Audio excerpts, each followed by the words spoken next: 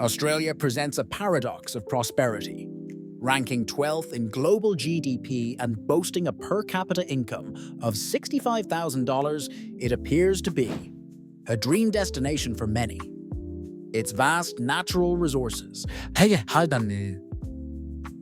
particularly iron ore, have historically fueled remarkable economic growth, while investments in education have transformed it into a service industry powerhouse. However, beneath this gleaming surface lies a troubling reality for many of its citizens. The housing crisis stands as the most visible symptom of Australia's economic challenges. Property prices have quadrupled since 2000, transforming home ownership from an achievable goal to an impossible dream for many. In Sydney, the mathematics are particularly stark.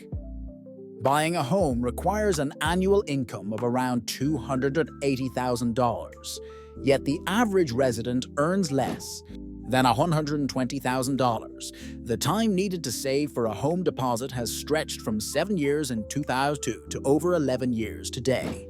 This housing crisis stems from multiple factors.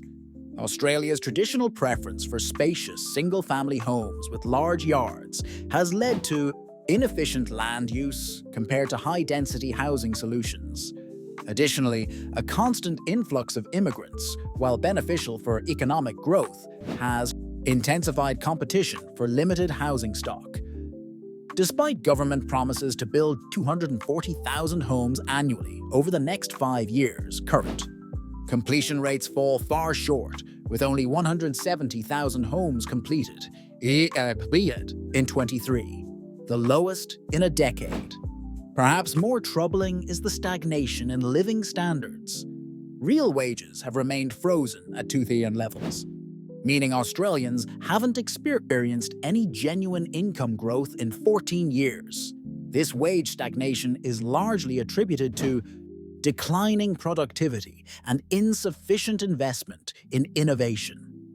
Australia invests less than 2% of its GDP in research and development, trailing behind other developed nations and even falling below the OECD average.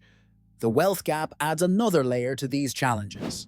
The top 10% of Australians now own nearly half of the nation's wealth, with average assets of $5.2 million, 15 times more than the bottom 60% combined. More concerning is that this inequality appears self-perpetuating, with 90% of economic growth benefits owing to this top tier, a concentration of wealth that exceeds rates in the US, UK, and Canada. While the Australian government acknowledges these challenges, meaningful solutions remain elusive. The combination of housing unaffordability, wage stagnation, and growing inequality has created a perfect storm, leaving many Australians caught between the nation's apparent prosperity and their increasingly difficult daily economic reality.